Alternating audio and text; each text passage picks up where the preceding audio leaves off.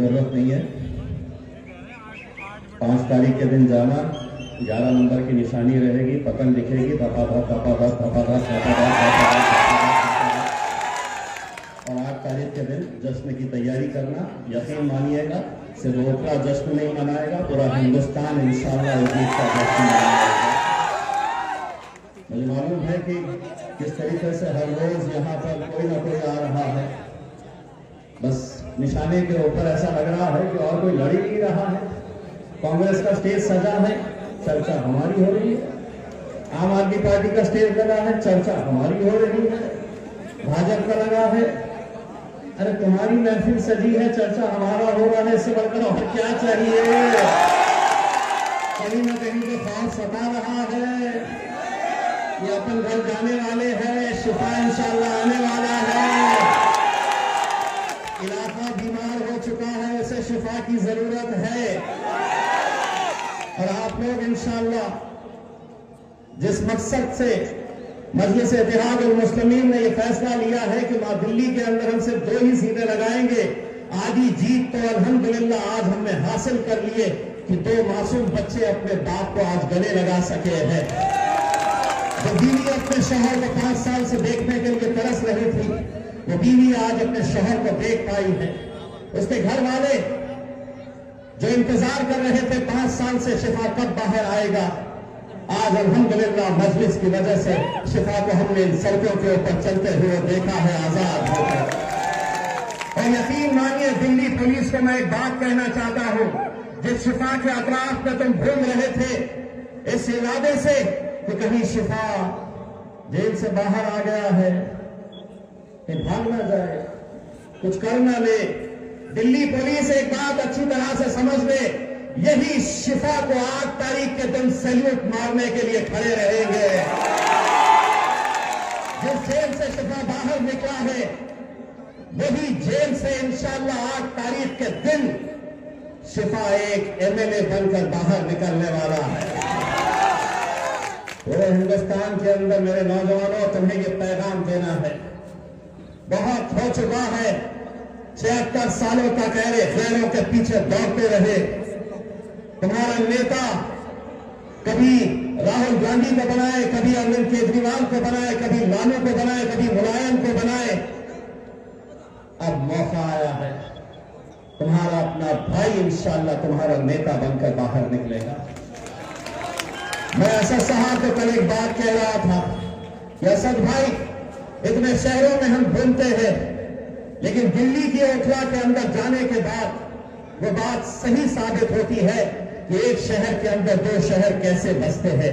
एक वो शहर जहां पर वो रहते हैं, एक वो शहर जहां पर हम रहते हैं।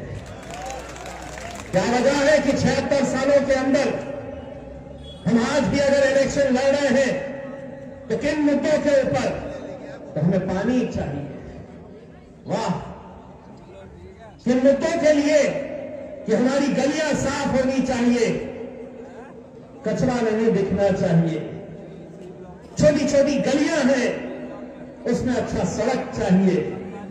76 सालों से ये आवाम इन्हीं मुद्दों के ऊपर लड़ रही है। हर 5 साल के बाद वो आएंगे, आपको वादा करेंगे, खस्मे खाएंगे, अपना मैनिफेस्टो दिखाएंगे। क्या वजह है मेरे भाइयों? एक बात बताओ, थोड़ी तकलीफ होगी, हमें कभी कोई गैरों ने नहीं लूटा है। हमें अगर किसी ने बर्बाद किया है तो हमारे अपनों ने ही किया है। ये एक सच्चाई है।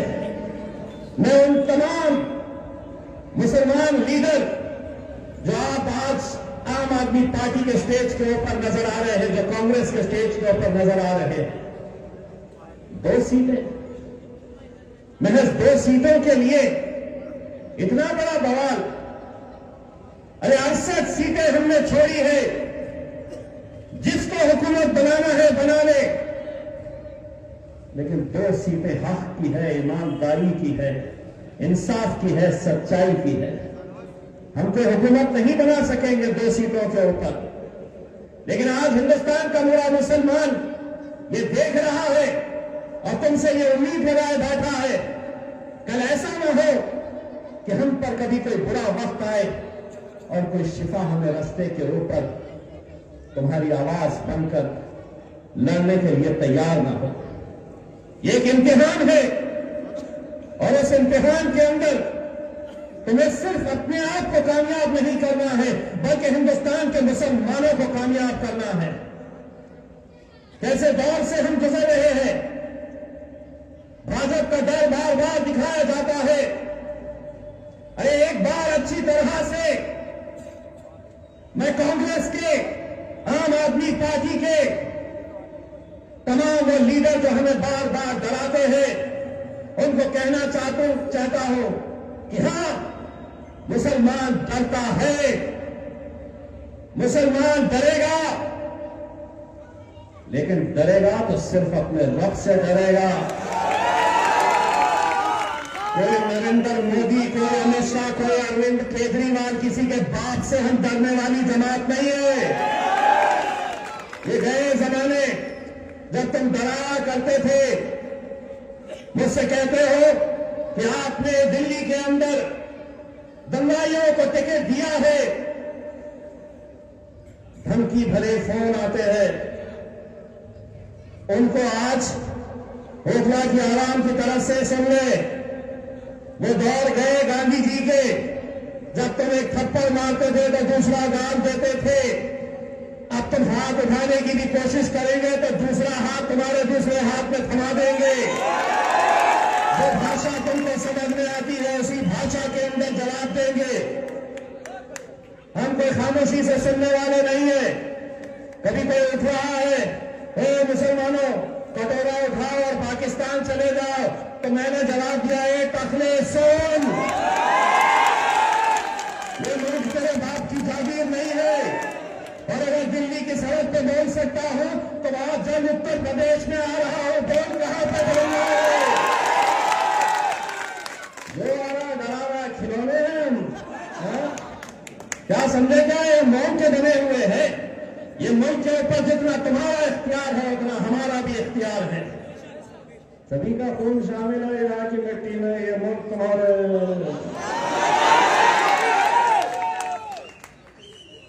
क्या है? सभी का मुल्क शामिल है यहाँ की मिट्टी में। चाचा आप बोलिए जोर से। ये मुल्क तुम्हारे पप्पा की जागीर नहीं है। इलेक्शन लड़ेंगे हम, मजबूती के साथ लड़ेंगे इंशाअल्लाह। कोई फिक्र करने की जरूरत नहीं है। फिजा बदल रही है और जो जुल्म तुम कर रहे हो, उठा रहे हो, डाल रहे हो, जेलों के अंदर 5-5 साल तक कोई सुनवाई नहीं हो रही है। अब हम तुमको एक पैगाम देंगे, जब भी किसी बेकसूर को उठाकर जेल में डालेंगे इंशाअल्लाह हम उसको एमएलए बनाकर बाहर निकालेंगे। जाबान कितने दिनों को डाल सकता है? तेरी जेलें भर दे। और एक बात मैं हुकूमतों को ये कहना चाहता हूं, जो समझ रहे हैं कि हमारे पास बहुत ताकतें हैं, हम कुछ भी कर सकते हैं, ताकतें तुम्हारी है पर खुदा हमारा है। लौटाएंगे तुम्हें, लौटाएंगे तुम्हें वो सब कुछ सूद के समेत। हम पर तुम्हारे जुल्म का जितना उधार है, अगर ताकत है तुम्हारे पास, अगर ताकत है तुम्हारे पास, तो हमारे पास भी रहमत परवरदिगार है। कब तक अहले गैरों की गुलामी करते रहेंगे मेरे भाई? कब तक? आज एक ऐसे दौर से हम गुजर रहे हैं कि जो हमारी शिनाख्त, हमारी पहचान को खत्म करने की कोशिश की जा रही है। वक्त की जमीनें हमसे छीनी जा रही है। कभी कहते हैं कि ये नहीं खाना, वो नहीं खाना, ये पहनो, वो पहनो। उत्तराखंड के अंदर यूसीसी लागू कर दिया गया है। मकसद ये है कि आने वाले वक्त के अंदर तुम्हारी मजहबी शिनाख्त तुम दिखा नहीं सकेंगे। मस्जिदों से लाउड स्पीकर हटा दिए जाएंगे, बुरखे के ऊपर पाबंदी लगाई जाएगी। लेकिन यहां का मुसलमान है। नहीं, हमको तो सेक्युलर पार्टियों का साथ देना है। धार में गया तुम्हारा सेक्युलरिज्म। बहुत सालों तक हमने ये शब्द सुनते आए हैं, बहुत सालों तक हमने सुना है तुम्हारी बातें। तुम जो कहते थे हम सुनते थे। 76 साल बीत गए ऐसे ही, नस्ल की नस्ल खत्म होती जा रही है। तुम बोलते थे, हम सुनते थे। अब वो दौर आया है, मजलिस का दौर आया है। अब हम बोलेंगे और तुम्हारे बाप को भी सुनना पड़ेगा।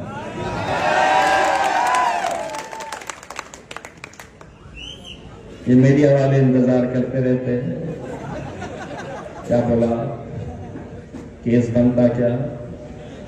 इंतजार में रहते हैं कि चलो इम्तियाज जलील को भी कोई केस में लपेटा जाए।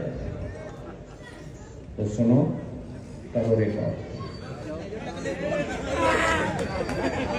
जितना बोलना है हम बोल लेते हैं, तुम्हारे हाथ में हम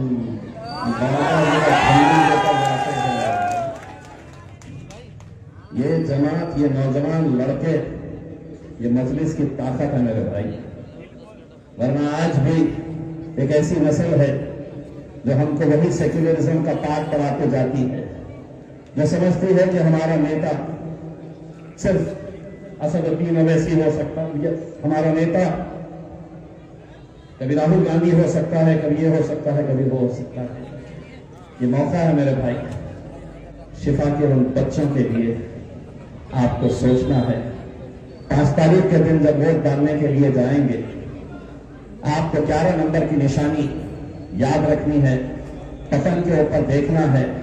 और अगर आंख बंद करके भी अगर आप वोट डालने के लिए चले जाएंगे, ईवीएम मशीन रहेगी, उसके ऊपर गिनना 1 2 3 4 5 6 7 8 9 10 और 11 पे कैसी मोहर लगाना है?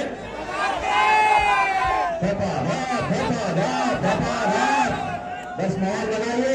8 तारीख के दिन इंशाअल्लाह असदुद्दीन ओवैसी साहब को भी लेकर आएंगे और उस जश्न के अंदर मैं वादा करता हूं आपको, उस जश्न के अंदर अकबर को बुलाया जाएगा इंशाअल्लाह। अकबर आता है तो बड़ी तकलीफ होती है उन्हें, और मेरा मकसद ये है कि मैं तकलीफ पहुंचाना इंशाअल्लाह 8 तारीख के दिन पहुंचाना है।